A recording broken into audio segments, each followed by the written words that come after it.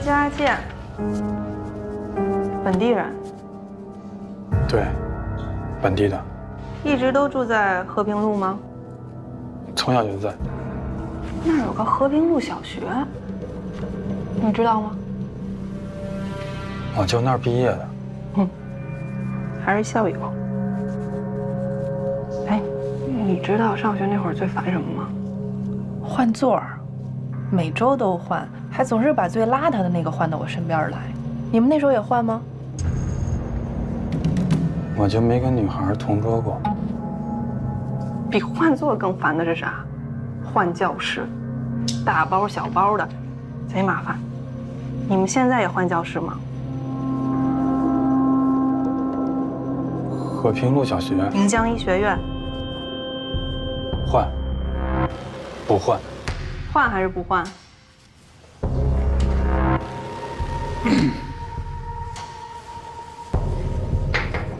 我的意思是，1个学期之内就不换了。那你的教室是固定的？对。还有其他人有钥匙吗？有。教务处、清洁工。也就是说，这些人都有可能接触到你教室里的物品，对吧？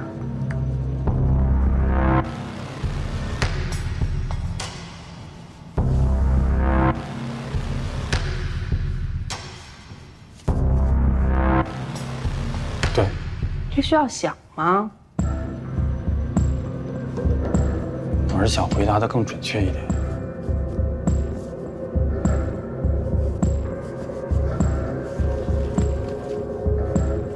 警察同志，你们到底在我教室里发现了什么呀？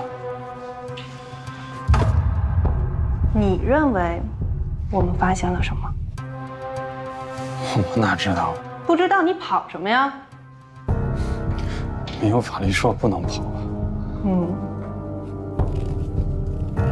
那把自己跑出个嫌疑人来，你傻不傻呀？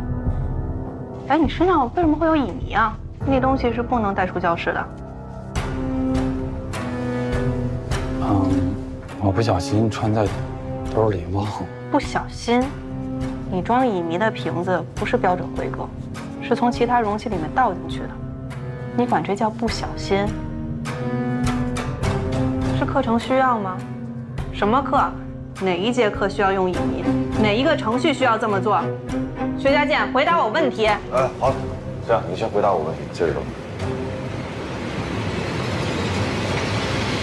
应该是人骨，准确的说是股骨。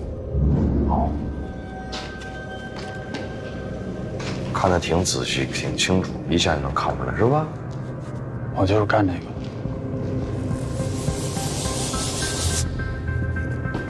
是干解剖的呀，你还是干碎尸的？魏队，我不明白你在问什么。刚才你不是问我们说，在你教室里到底发现什么？我告诉你，发现就是这个。这骨头为什么会出现你的教室里？可能是教具吧。没用福尔马林泡过的，你直接当教具吗？你糊弄谁呢？这确实看着不像。不像什么？那像什么？装傻！我告诉你，高温蒸煮。高温蒸煮的可以当教具吗？来，你给我解释解释。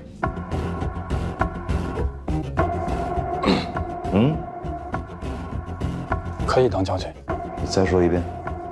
高温蒸煮是制作骨骼标本常用的方法，是为了清腐去脂用的。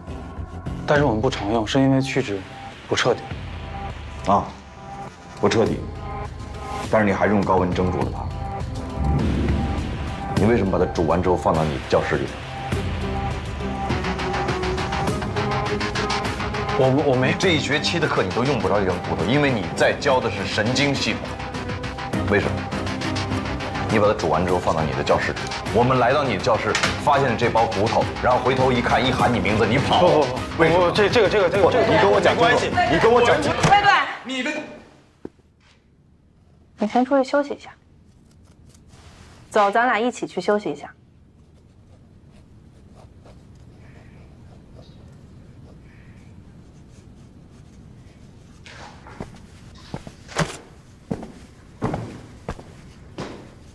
薛家健，我给你10分钟的时间，你好好想一想卫队的问题。等我再回来，我希望你给我一个真实的回答。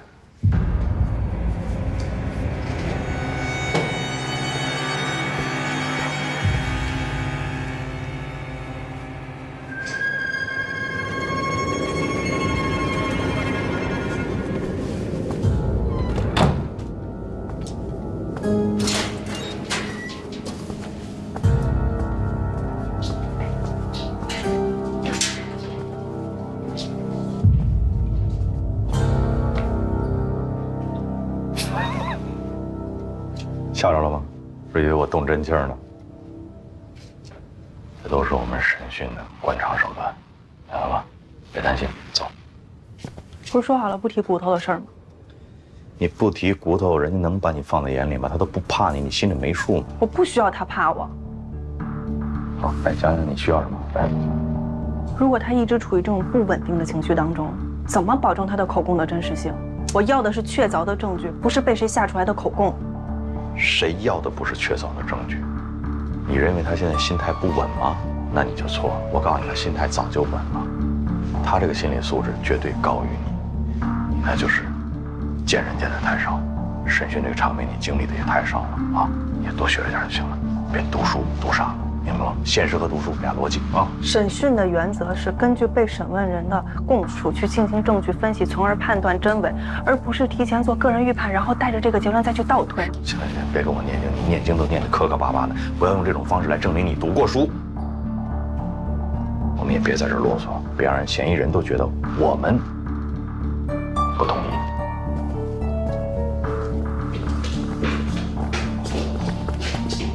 鉴于目前的状态，先别进去。我什么状态？你情绪很不稳定。我还觉得你情绪不稳。我刚才就说了，我不要进来，非让我进来。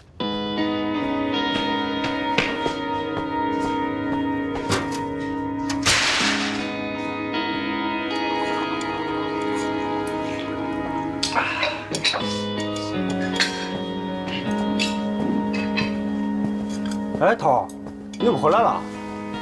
可以啊，头儿，这么快就过安堂了？吃饭堵不住你们嘴。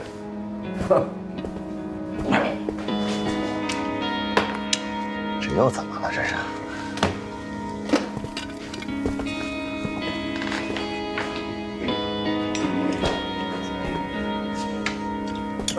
出去。有。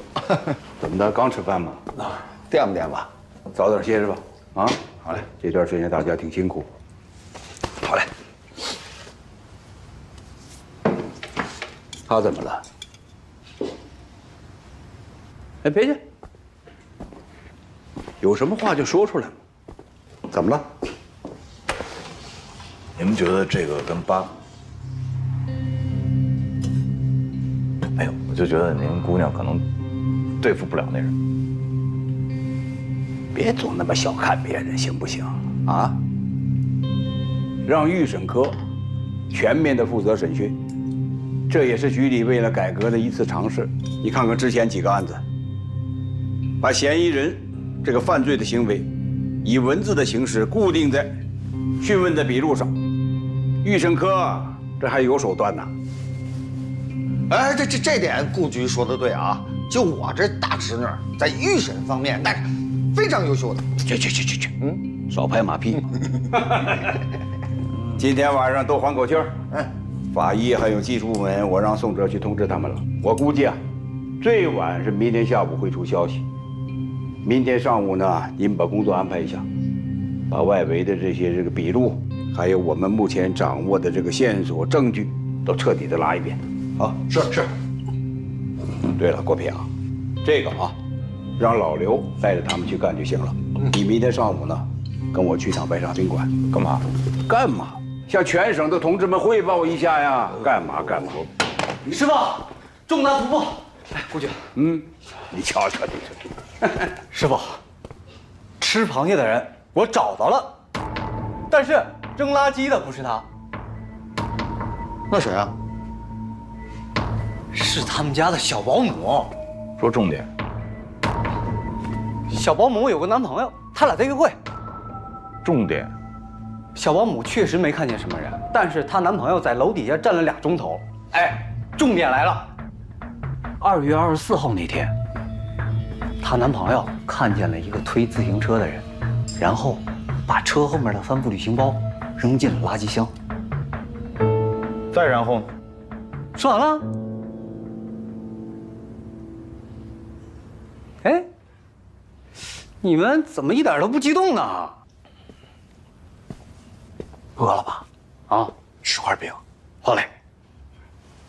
哎，我是不是没说明白啊？非常明白，你终于找到了发现凶手抛尸的目击者，对吧？对，而且人已经在里边了，正审着呢。什么人啊？那笔录我做过了，这儿呢。说。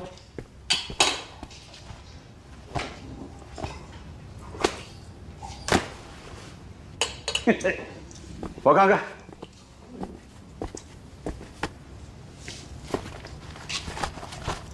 哟，这做的不错嘛，国平，你也得表扬表扬人家，是不是？做的不错，做的不错。可惜呀，嫌疑人你师傅今天晚上提前给抓到了。啊？抓到了？你看看。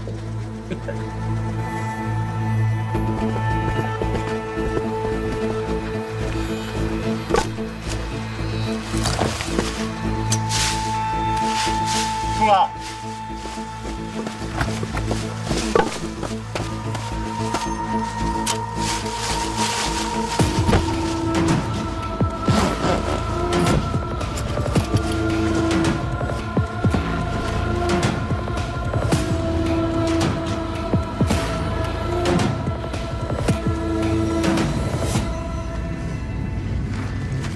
宁乡医学院本校生，毕业就留校，那你学习成绩一定很好。还可以吧。听说学校还让你负责对外的教学展示。对。这么好的前途，为什么要干这样的事情？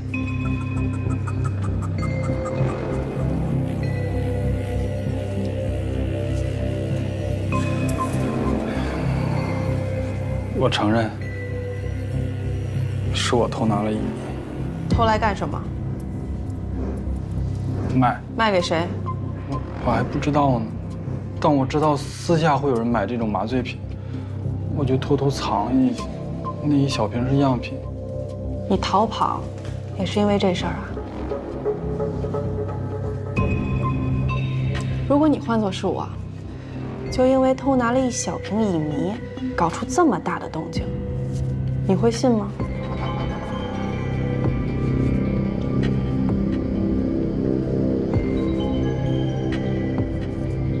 不是一小瓶，是一大瓶。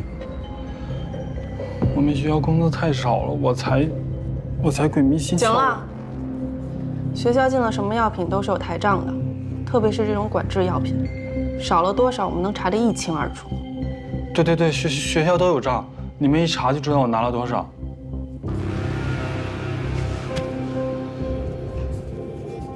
2月25号你在干什么？一天都要说吗？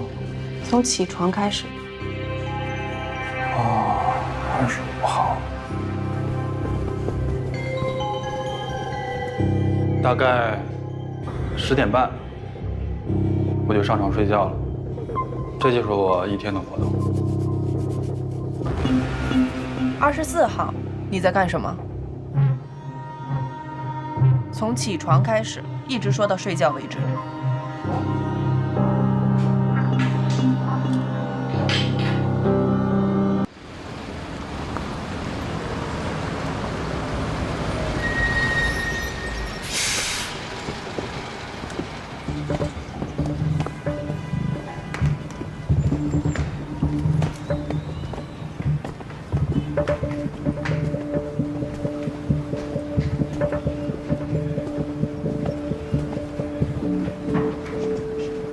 好意思呀，归队。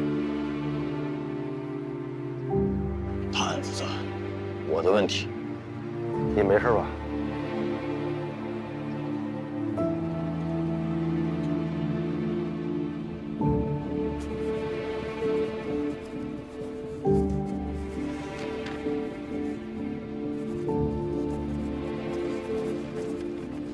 之前指认不实，这次一定要如实回答。说假话是要负法律责任的。好，我知道了。2月24号晚上，你到底有没有见着在福安里扔包的人？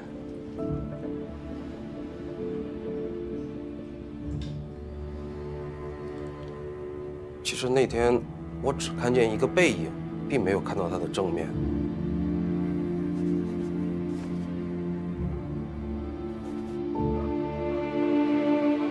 听说那个目击证人说的假话。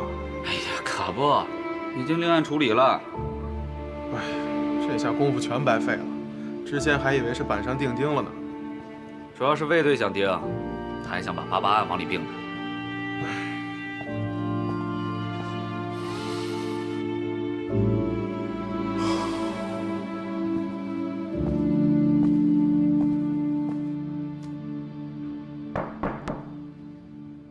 进。哟，好，廖局，快坐。怎么？我听说案子又陷入僵局了。看见抛尸人的那个男青年啊，已经承认，他看到的只是个背影。对体貌的描述呢，也是稀里糊涂，所以啊，这条线，这不等于断了吗？另外呢，尸块里的碎石也被证实不是来自呢梁云家的现场。现在呢，唯一让我们高兴的，就是梁云找到了，人还活着，活着。据他本人说，他跟薛家健分手以后呢，跑到外边旅游散心去了。我们呢也找旅行社进行了核实，情况基本属实。不管怎么说，不再多出现新的受害者，就是好消息。另外，我听说 DNA 的检测结果也出来了。对，鉴定结果呢，可以认定死者是于爱卿。这对我们来说，也算是个不小的收获。最关键的是，薛家健被咱家丫头用乙醚的案子给摁住了。虽然说现在只有性侵的线索，但是碎尸案还是可以沿着这条线索继续查下去吧。苗局，别安慰我了。现在可以认定，薛家健根本就没有抛尸的时间，所以啊，碎尸案这个凶手一定是另有其人。至于魏国平呢，死抱着88案，非要跟薛家健外出这个时间的巧合点往一块捏，驴唇不对马嘴，成为不了直接的证据，是不是？一码归一码吧。在整个案件推进过程当中，他的表现还是不错的。救高秀莲、找艾莹、抓薛家健，都是他和3队做的。哼，你就别夸他了，再夸他更摁不住了。光去闯现场就这一项，就必须要严肃处理他。说实话，一开始所有的证据都指向薛家健，大伙在心里啊也基本上认定他就是真凶。现在突然被推翻了，这搁谁那儿都会被闪一下。闪？魏国平闪的太少了，他应该再多闪点儿。你呀，就是嘴硬。真的不心疼这个徒弟？怎么办呢？这我抓的是全局的业务，我不能为他一个人考虑吧？这个事情对他的打击可真是不小啊。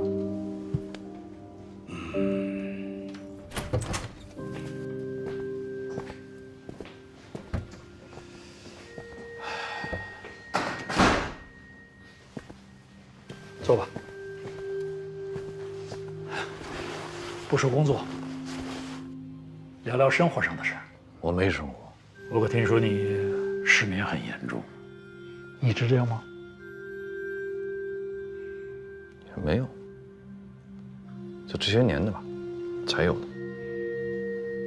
过去嘛，争强好胜，别人看半晚上书，我就看一宿；别人能站半天，我就站一天。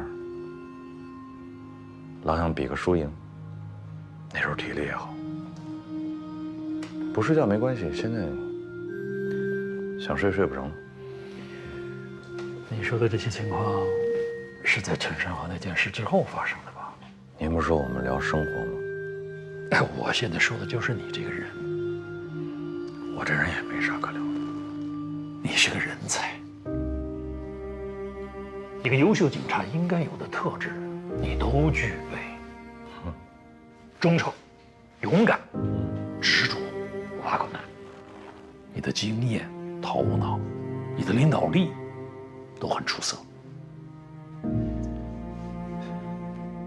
冷不丁夸我感谢领导。我这就说到你的缺点，你的缺点其实也就是你最大的优点——执着。可执着这个东西，它是个双刃剑。要是没有恰如其分的控制，那它就很可能变成一个致命的弱点，变成偏执。对，偏执。您不是第一个说我的这个问题，我相信也不会是最后一个。听你这意思，是不打算改了？想啊，改不了，跟失眠一样。还是因为陈山河吗？咱能不提这茬了吗？您接着找找别的缺点，我挺爱听的。作为一个老公安，我知道你是种什么滋味。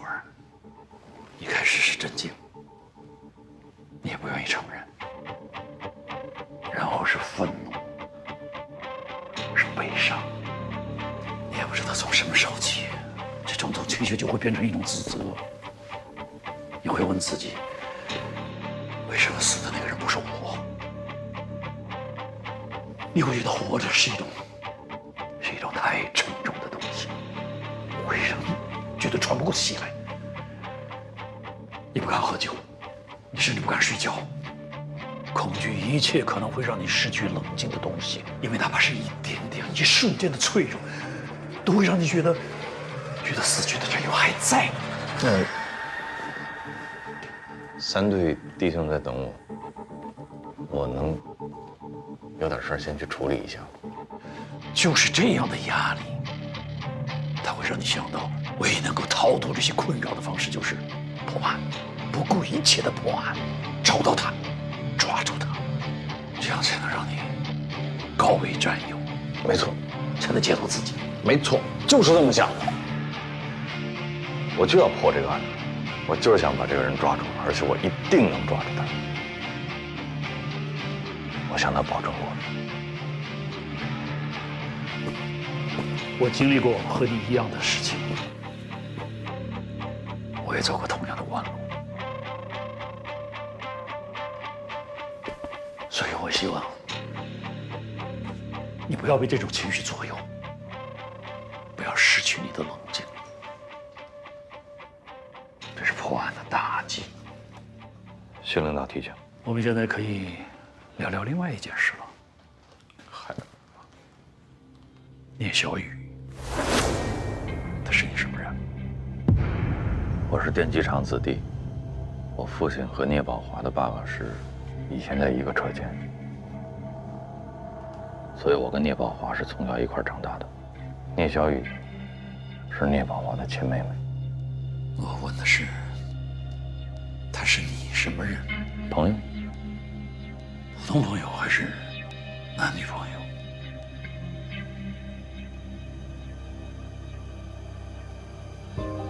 到目前为止，都是普通朋友。刑警队长和重点人物的妹妹可以交朋友？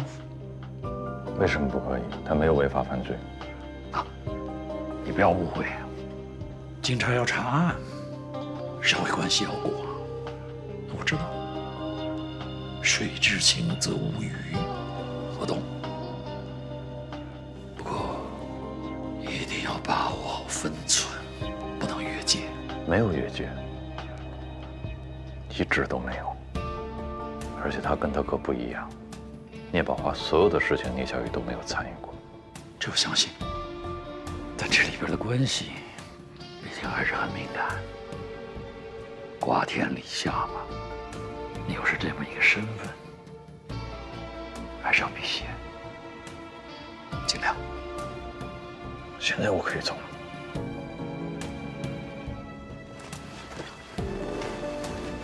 人都是有情感的，这太天经地义了。因此，很多人经常都忘了法不容情。我希望你不要忘了。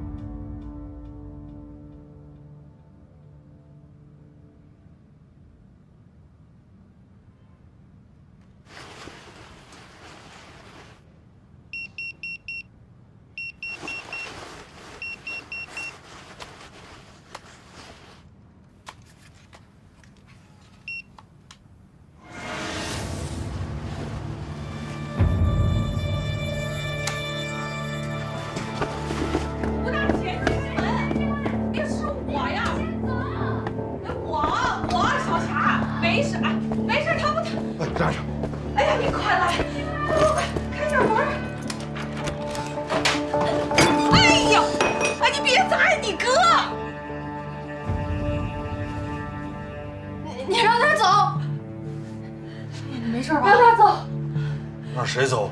哎呀，他把你当成他了。什么？派出所跟我们说这儿住了一个刑满释放人员，我们说就过来看一眼。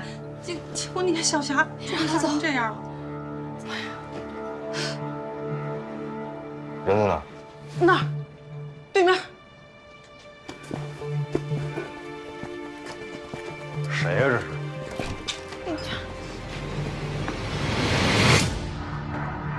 我。他叫王德发。我太知道他叫王德发了。你怎么出来了？你来这儿干嘛？这话说的，我出狱了，只要不违法，我干什么不行？谁告诉你的？谁让你找我妹妹来的？我只是跟她打个招呼，以后这不就对门住着吗？你住这儿啊？你没家呀你？我是没家，坐牢第3年，我妈就死了，所以我把老房子卖了，我重新找个地儿住不行吗？这是租的房子是吧？应该是，之前都没见过。咱俩不废话啊！我通知你，今天你马上你从这儿搬走，有多远搬多远，你听明白了吗？你别吓唬我，我现在懂法了。作为合法公民，我选择住哪儿是我的权利和自由。你妹妹哭也好，闹也好，在我没有侵害她之前，我不需要承担任何法律责任。她怎么想，跟我没关系。哎呀！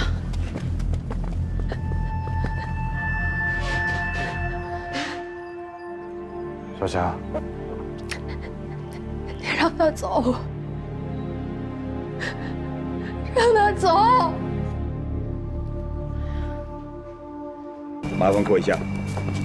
好，谢谢。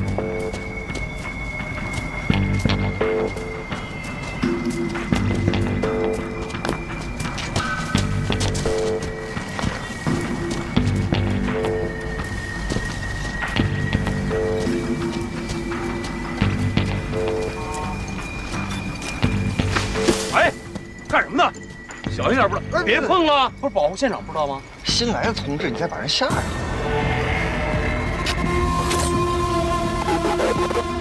没事吧？我第一次见尸体的时候，我差点没吐了。跟2月26日那起有关联吗？致命伤是一致的，利器切割喉咙。从伤口的走向来看呢，也都是左撇子干的。还有，死者都经历过性侵。上一起案件的受害者头部有钝器伤，指尖里残留有凶手被抓破的皮肤组织，跟这一次还是有不同的。那也不能排除不是同一个所为，没准上一次罪犯啊作案的比较仓促呢。如果真是同一个人所为的话，那他这一次准备的更加充分，性侵时还特意戴了安全套。他是八万人了，保卫科双雄的思路够一致的啊。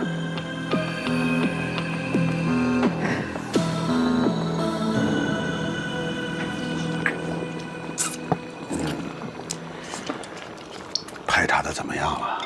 哎呀，别提了吧，摸排了3天了，哎呀，啥也没有，连个毛都没摸着。你说你是怎么说话呢？你比这个国平早入警队，就这态度啊？国平，不学他，你稳点啊！我很稳。来，师傅，我再给您添点。以后不能叫我师傅了，你现在有正经的师傅了。那不正经的不也是师傅吗？来。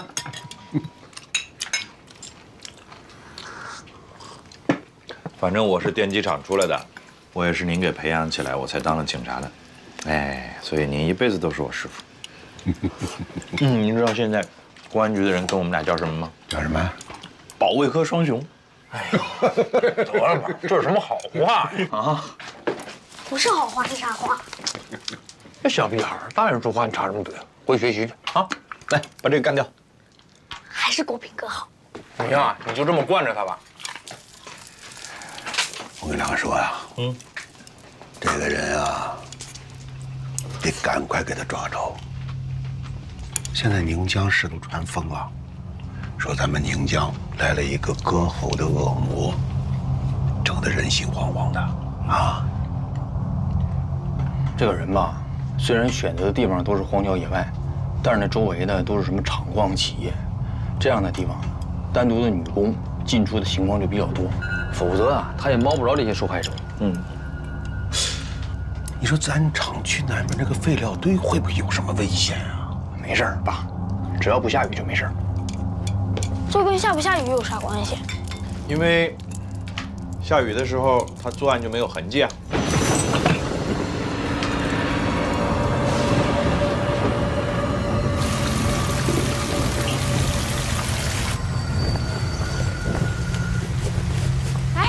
下这么大雨，你们干什么去？巡个逻嘛，没事儿啊。我哥和国平哥出去抓坏人。你换衣裳干啥呀？我跟你们一起去。哎，你好好学习去，想要当警察先考上警校啊！警校没考上呢，那能行吗？去，回去。走吧。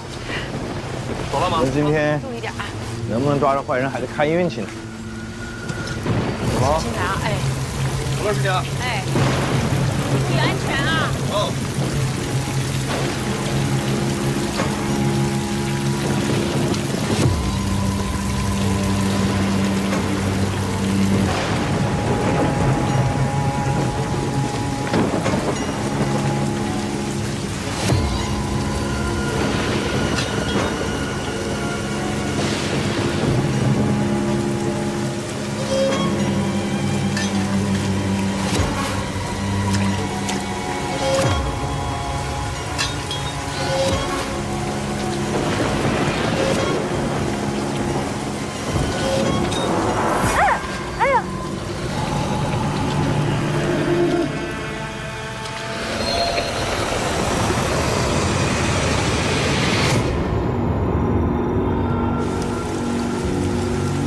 从这边走，我从这边走，咱俩到里面汇合，好吧？好。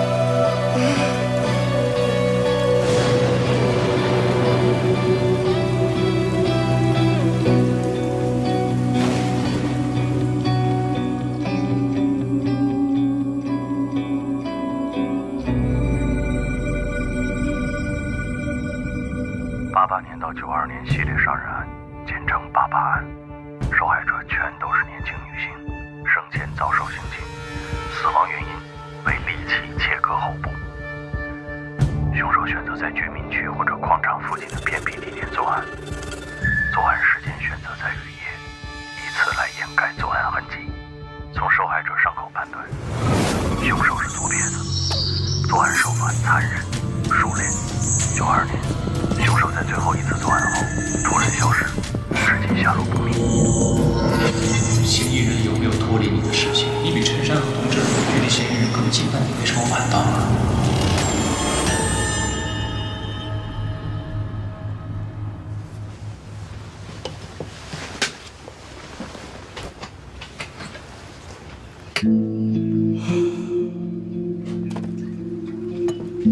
我睡了多长时间？满打满算也就不到10分钟。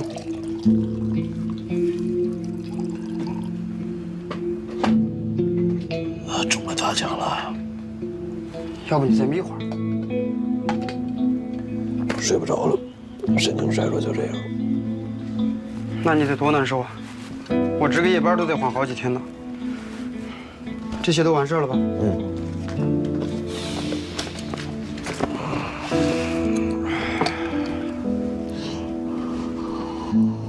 今年能调到的重大刑事案件汇编都在这儿了。这是女性受害者案件，这是男性犯案人员案件。卫队，后半夜冷，你自己注意点。好。一会儿先走吧，到时候我把电闸拉了。那行，你慢慢看。后来了，小班。来了，超。哎，卫队。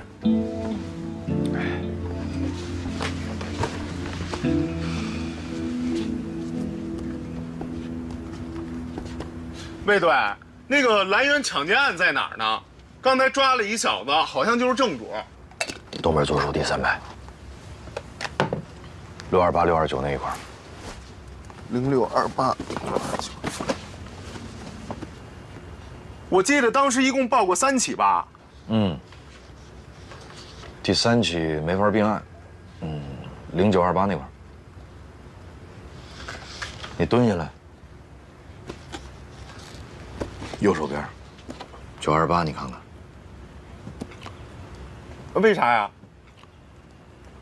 因为头2起都是一脚踹门而入，第3起不行，一扇门上6个脚印，无论是破门方式还是力度，都跟前2起不一样，所以没法并案。哦。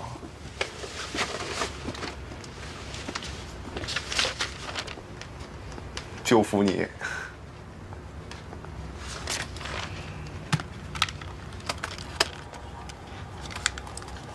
怀中市428强奸杀人案，受害者为中年女性，生前确实遭到过性侵，但是经过尸检发现，致命伤在颈部，水果刀穿刺而成，而且还有多处的反抗伤，可见凶手暴力侵犯的力度并不大。所以不能和88案并案。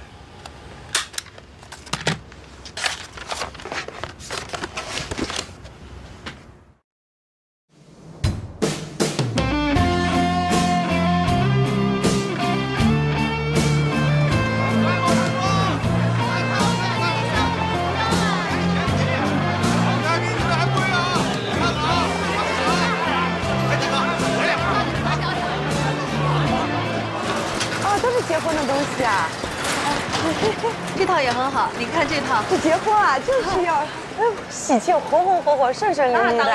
哎，不错不错，我试试，驾照也要拿好的啊。不错吧？小雅，小雅，小雅。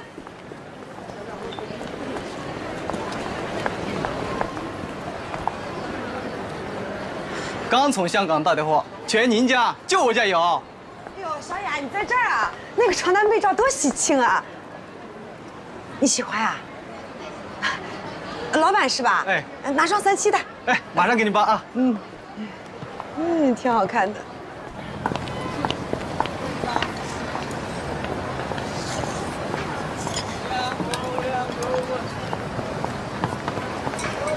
海东，没醉啊？他说真稳。废话，快50了还是老侦查员，还有谁比我稳？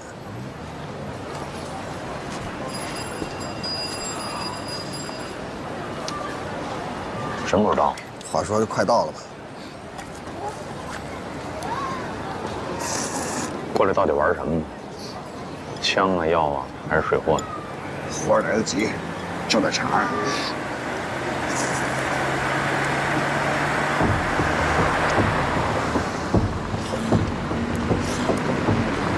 等会儿，等会儿。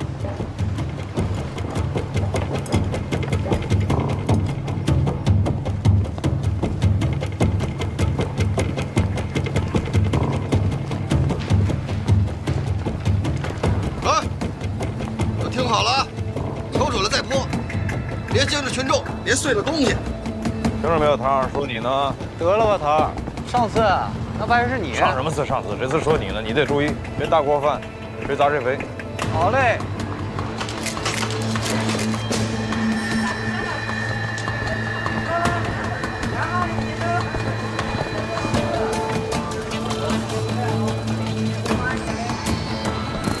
吴老子，不用找了。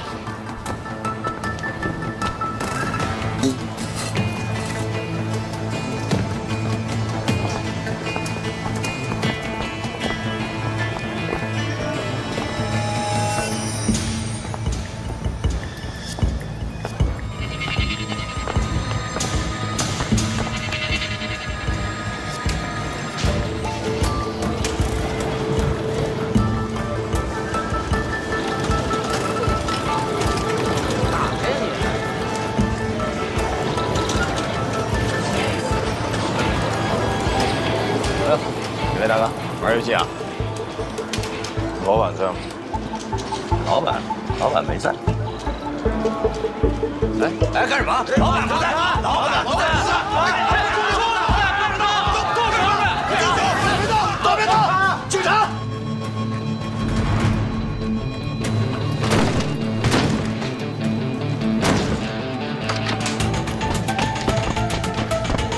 起开！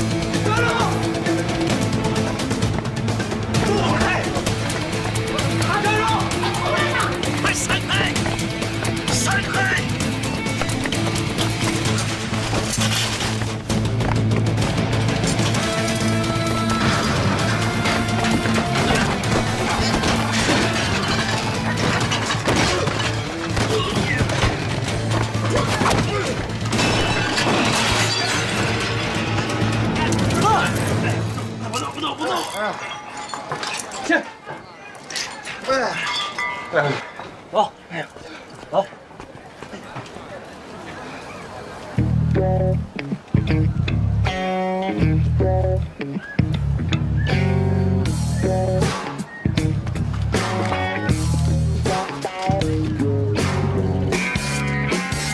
别的单位啊，都有什么工作手册什么的，你们领导估计也没这文化水平。来，都抬头，看这，治安管理处罚条例，一会儿啊，一人给我抄一份。我告诉你们，脑袋掉了，碗大的扒了。我孟三儿也不是面捏的，今天你们要抓要关，看着办吧，反正我啥都不知道。场子都清完了，喊什么呀？都是你的人，喊给谁听呢？给我听呢。我说魏队啊，您老人家就别折腾我行不行？这半天了，生意都黄了，我也得吃口饭呀。你吃饭那家伙在你肩膀上牢靠吗？不是，孟三儿，你为什么跑？我知道啊，你要不要自己跟我说说？我什么都不知道啊。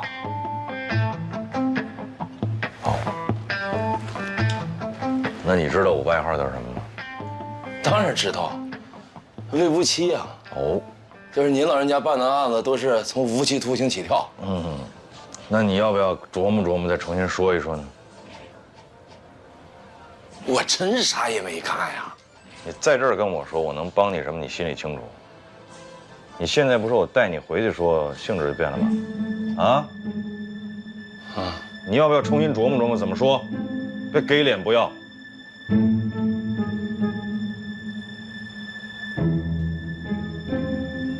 是不是广州那事儿？继续。这是我对天老爷发誓啊，跟我一点瓜葛都没有。我不去，他们非得让我去，我就跟你几个广州人碰了一杯酒，我啥都没说，跟你没别的关系啊？一点关系都没有。你要想去，我都能带你去。你知道他们住哪儿啊？知道啊。提鸟是吗？当然了。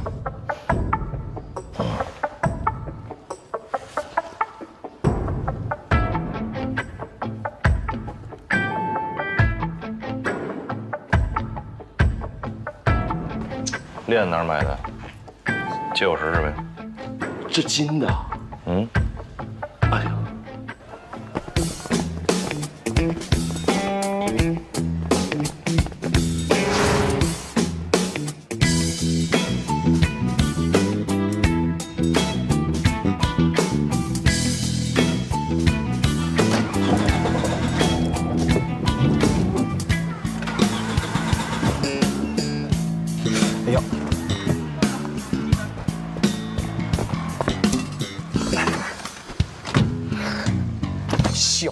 不带脑子呀！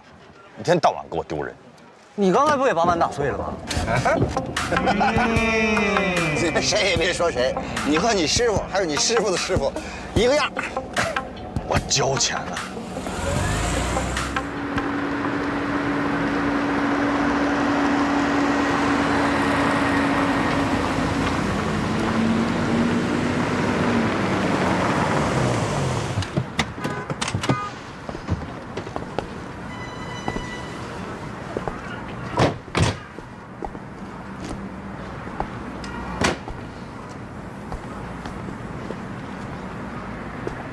这帮人挺会挑地儿，这饭店适合抓捕。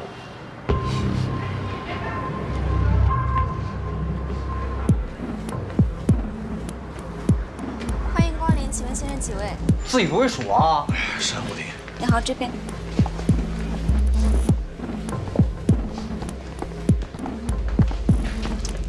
挺横啊，香吗？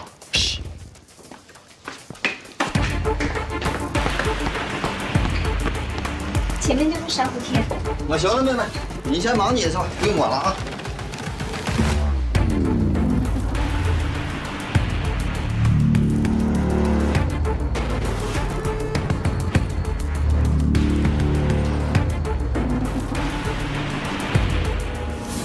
孟先生是哪位啊？我们老板要孟先生一个人进去了，剩下那些兄弟安排隔壁包间喝茶。还是信不过我孟老三的啊！行，喝茶去。好嘞，大哥。这边请。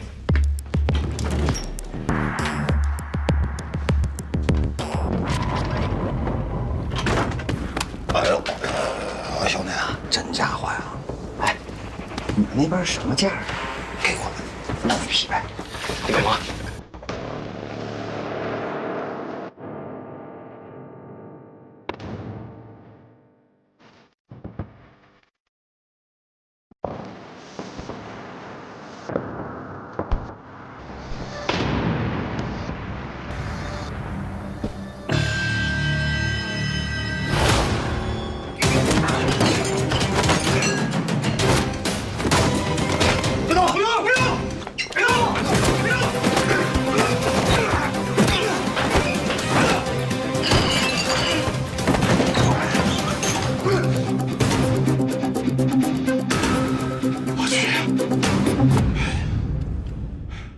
？profile from a sample that's 10 to thousands times smaller. 哎，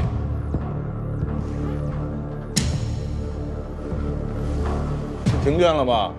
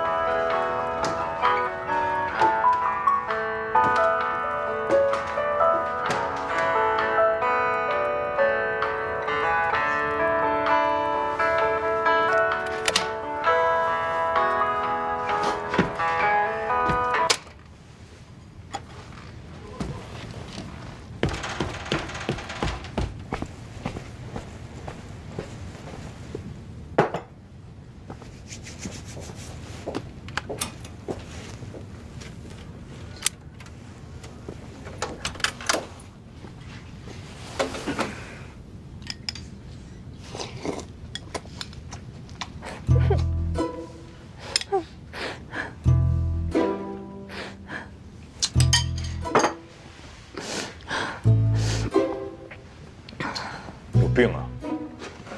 为这点事儿值当吗？闹什么幺蛾子啊？老头，你到底喜不喜欢我呀？你不这破玩意儿干什么？我干活呢。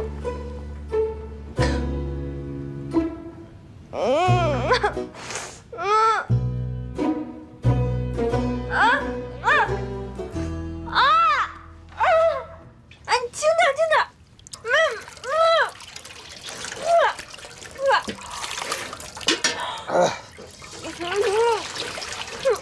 慢点。好了吗？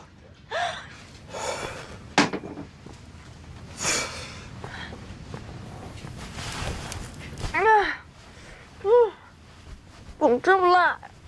清凉油抹眼睛，亏你想得出来。挺大人了，能不能别天天我到哪儿你到哪儿？净给我添乱！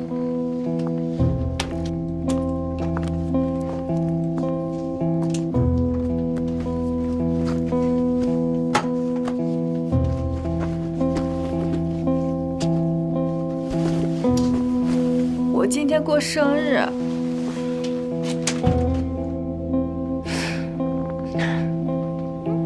我不就是喜欢你吗？怎么就那么难啊？你赶紧找一个你合适的人，你赶紧嫁了，我觉得挺好的，别在这我耽误功夫，啊！你好好的呢，咱俩还能当哥们儿处着，你就这么闹，咱俩这辈子只能老死不相往来。那就老死不相往来。老头，你是不是嫌弃我？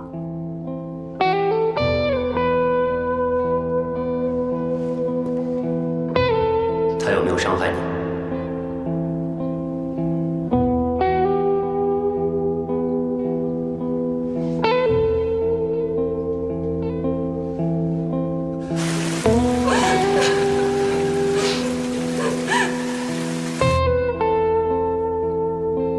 没有。你确定吗？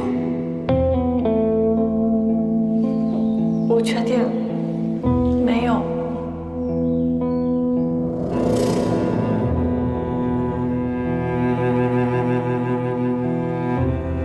把袋子给我留。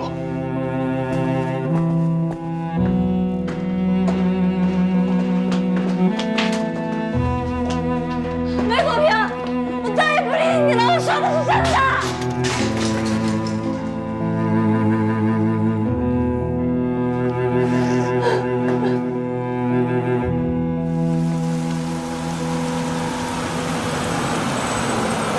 临江医学院站下车。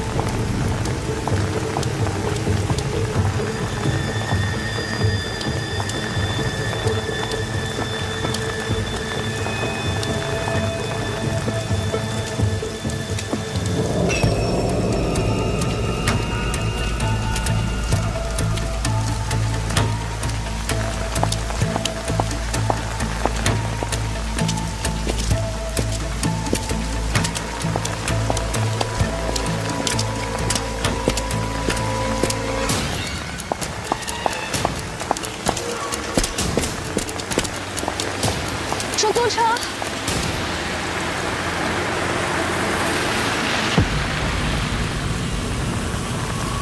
坐车吗？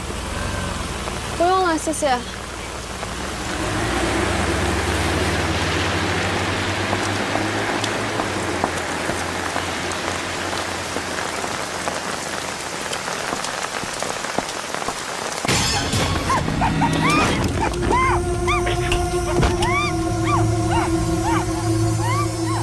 我我市气象台在凌晨2点发布了暴雪蓝色预警。今天6时，我市迎来了近10年来最大的降雪。到明天14时，宁江市将持续雨夹雪。降雪带来的降温和冰冻天气可能会影响您的出行，希望市民合理安排出行。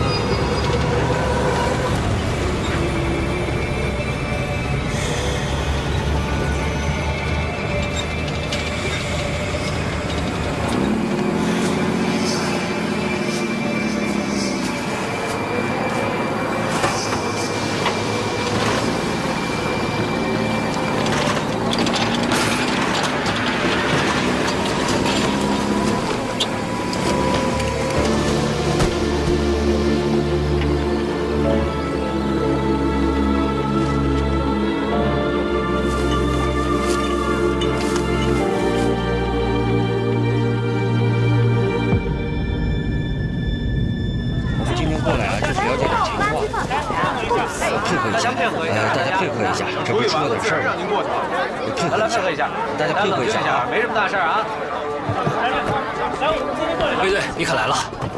怎么了？出大事了，不然不可能惊动你们。来，让一下。没什么好事，互相支持一下，时间不会很长的，好不好？互相配合一下。包所，往后退。这是我们豆芽桥所所长包维强。大家好，来了啊。情况是这样。今天上午5点15分，我们辖区的一个环卫工人到所里来报的案，东西呢就是这垃圾箱里发现的，现在就在他家里搁着呢。什么东西？去看看吧。走，来走。来让一下，让一下。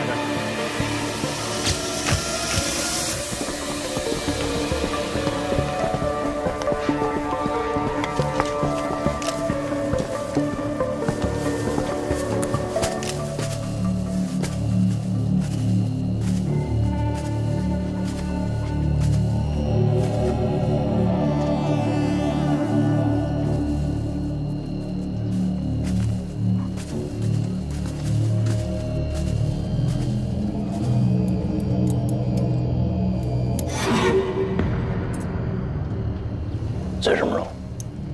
疑似部分人体组织。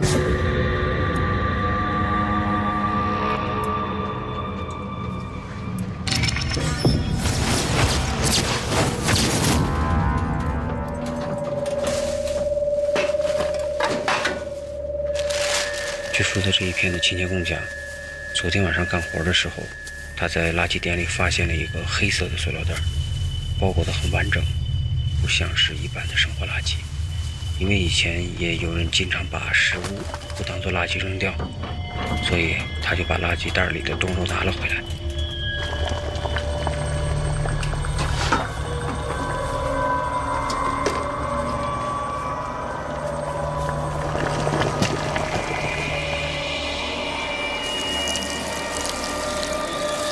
回到家里，他烧了水，打算给肉解冻，结果就发现了人的牙齿。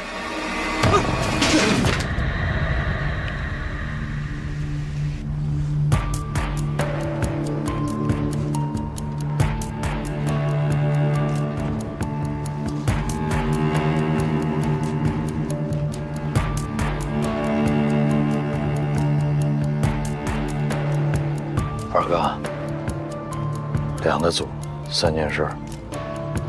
把今天所有咱们到场的警察都分成2个组，让咱们刑警做主导。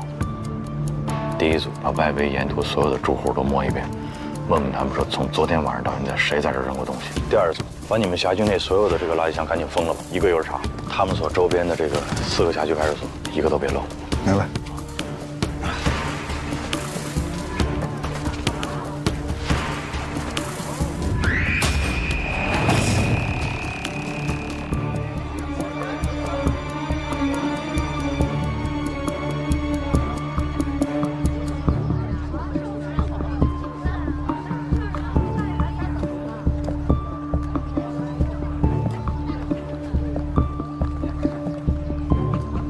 来配合一下，马上。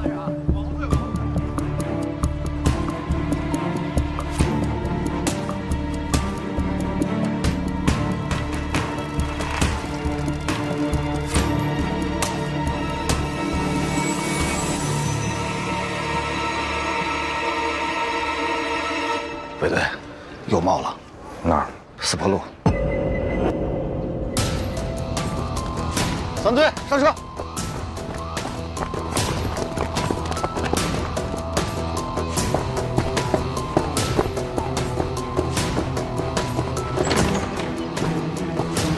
同学们，因发生重大案件，今天的课暂停一次，大家自行复习啊。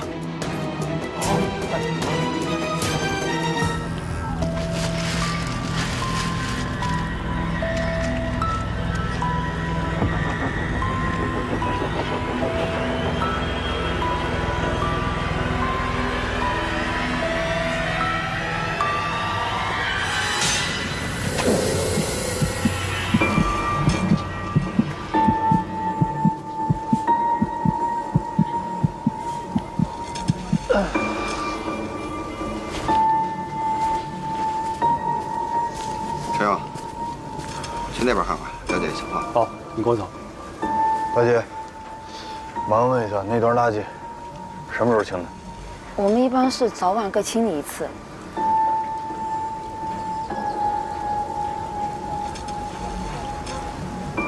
人命关天啊，希望你认真配合啊。你这有什么其他情况，你也可以跟我讲，我不跟你领导说。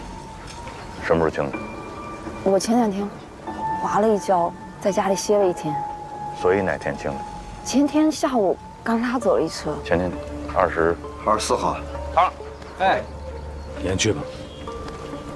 来，24号，那就是24号夜里和25号抛尸的可能性最大。这2包尸块应该只是一小部分，至少还有60、70斤不知道在哪儿。二哥，那我有没有可能把这个时间线再往前拉？比方说23、24，假设都有可能有人抛呢？那如果要这样的话，那时候抛的会不会现在已经进垃圾处理站了？很有可能。那这垃圾这个，老包，这整个咱们这一片这个垃圾啊，一般是归置到哪儿？哎呦，这样，我赶紧安排人去问。赶紧。这个包明显比高架桥那个包要重得多。如果那边那个包可以手提着，这个包恐怕拎不了多远。所以我怀疑凶手有交通工具，至少是个自行车。咱这么着，假设是豆芽桥、四坡路，往西颐和南路，往南华中路，这是分进路是吧？对。抛尸案的特点一般是越抛越远，近的用手提，远的用交通工具。那豆芽桥这儿，有可能离案发地点更近。咱们这样，往前推，时间拉长啊，5天。你们去打听所有刚才我提到这些路段的夜巡民警，值班的时候谁看见推自行车的可疑的人，尤其是后座或者踏板上有包的，明白吗？散。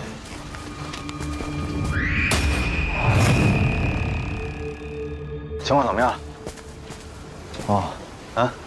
结合刚才豆芽桥的，基本上是可以确定是人体组织，但是具体情况呢，要回化验室才能确认。你回化验室那是肯定的啊。你现在就是说，在假定的情况之下，你能给我什么？你估计大概时间紧迫。根据牙齿的情况，可以判断是个年轻人。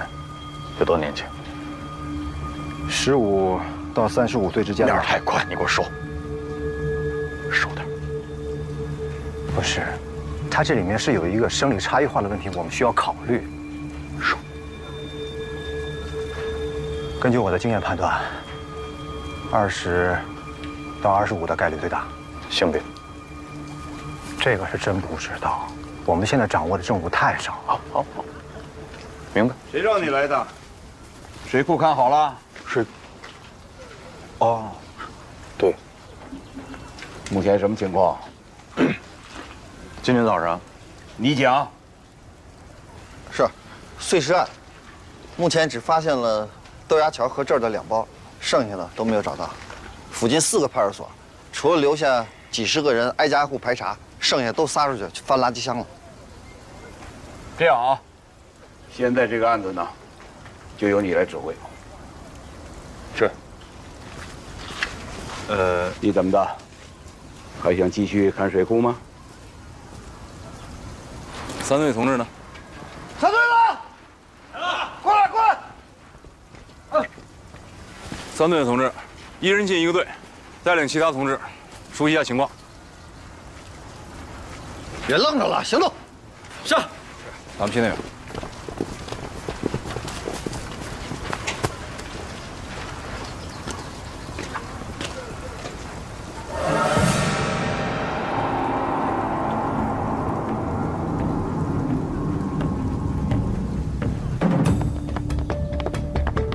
现场的痕迹破坏的比较严重，我们能掌握的也只有这些。廖局，哎，老顾，给你介绍一下，这位是在宁江组织学习的省警校刑事侦查局教授吴克，我们认识。好久不见，老吴。日子过得真快啊，10年了吧？开始吧。目前掌握的线索非常有限，死者是谁？死者的性别、身份、案发的时间、杀人的现场在哪儿？分尸的地点又在哪儿？这些对我们来说都是一概不知。再加上外面，现在这个雨是断断续续下个没完没了，现场痕迹的保存条件呢是非常差，这在很大程度上增加了我们破案的难度。这样吧，我们先请省警校的吴教授拓展一下我们的思路。吴教授，我看还是先听听年轻人的意见吧，他们的思路比较开阔。你怎么看？就是你。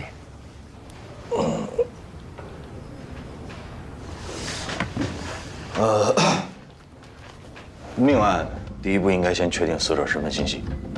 那我们这是碎尸，比较麻烦，只找到了很少一部分尸块，所以我们现在应该找到剩余的大部分尸块，拼接一下。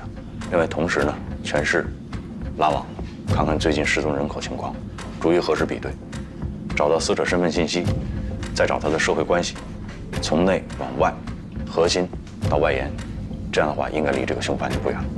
还有什么补充的吗？细节肯定还会有很多，但是大方向跑不了。果然是办案经验丰富的老刑警，难怪你不用上我的课。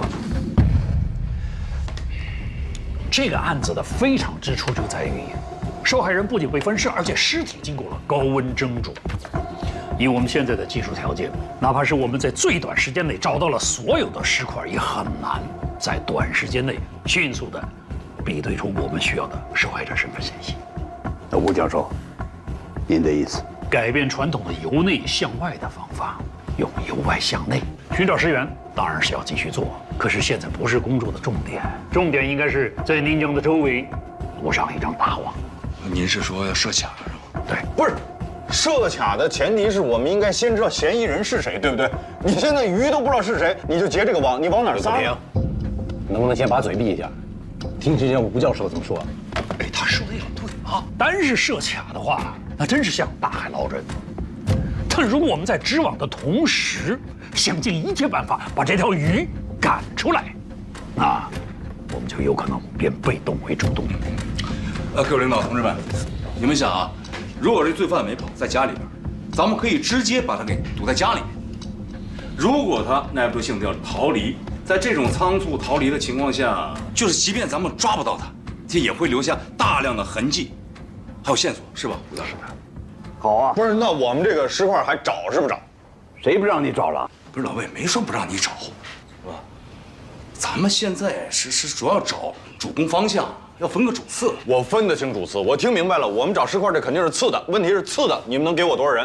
谁说你是次要的了？你听人家把话说完行吧？我认为首先我们要满足这个排查、设卡的警力布置，剩下的全都给你。那可以。好啊。宋哲，说一下人员具体怎么安排的？是这样，我们全市干警现在能动用的不到200人。我这边要是拉网排查，最少需要150人。我那50也给你算了呗。真的，200人设卡拦，然后人没到的时候，你们直接把那个垃圾箱替我也翻了，不完了吗？哎，你干什么去啊？我会没开完呢。不是，这个会我看明白了，我要再开下去的话，我3大队的人都保不住了，对吧？西瓜反正已经有人捡了，芝麻你们还捡不捡？芝麻不但要捡，一粒都不能给我少，知道吗？3队保证完成任务。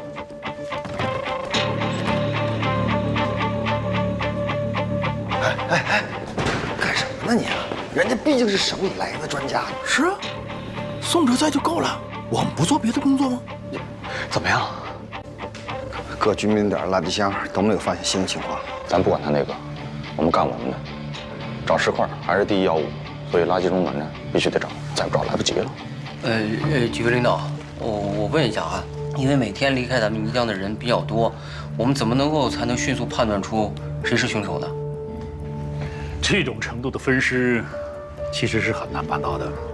因此，我们怀疑这个凶犯他应该具备有相当的外科手术能力的人，或者是有宰杀牲畜的经验。他还需要独立的、可以操作的空间。找个人捎给我师傅。就说这是我补充发言。好，走。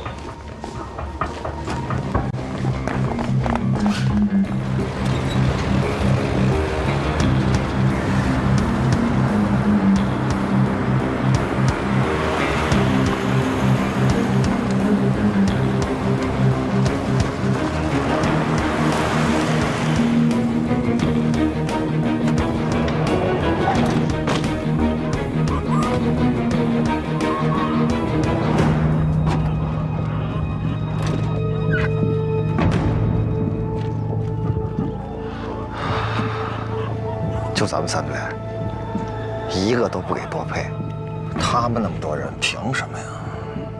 凭什么？人多也不一定就强，是吧，二哥？你别说150、200，你2000、2万个人给宋哲，他也不见得能逮着嫌疑人。有的时候，真理往往就是掌握在少数人手里，对吧？是。走吧。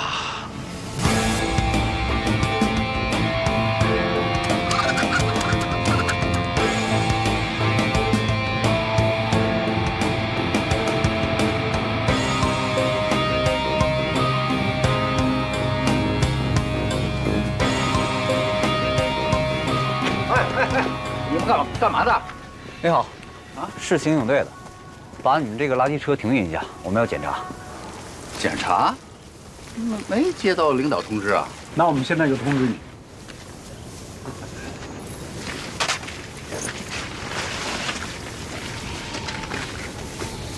你们几位真的要搜这里？是。确定吗？确定。真的。真的。这我得劝你们几句。哎，您就开门吧。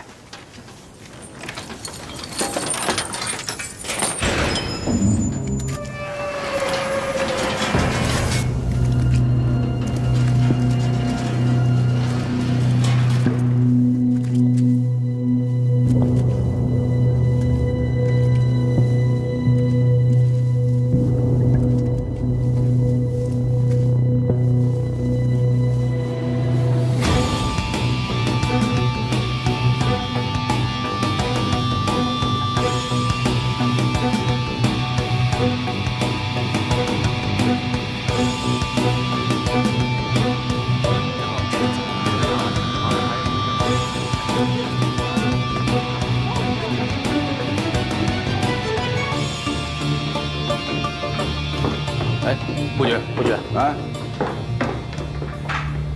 你们分局刑警队到了吗？都到齐了。哎，不觉，卫队跟省里的专家杠起来了。谁瞎传的这闲话呀？啊，查案的消息要这么灵通就好了。顾局，听说省里的专家要插手咱们的案子。不会吧？我们的案子让别人插手，这太不合适了呀！胡说八道什么？你们不是来办案的？顾局，大伙儿都要去支援卫队。对，到底要搞什么？你们？顾局，这是卫队长交给您的。发动各单位、街道、居委会自行核对失踪人口，缓解警力问题。夜巡干警很有可能有人看到过抛尸者，重点询问。我强调一下啊，从现在开始，所有的行动要服从统一指挥。啊，是。哎，廖局，啊，老顾，有事吗？有点事跟你说。你说说这个魏国平啊，这前段时间我刚刚向上级汇报过干部考察的事儿，这混小子今儿就给我来这么一出。你说说，让上级领导怎么看待咱们选拔干部？难道就让他们看现在年轻人敢在专案组的会议上和领导叫板？哎，是，这种行为确实不应该鼓励。哎，对了，垃圾场那边有什么消息了吗？还没有。廖局，任何侦破工作，除了严谨缜密的刑侦手段，运气也是缺不了的。做，就他那运气，完了啊！我走了。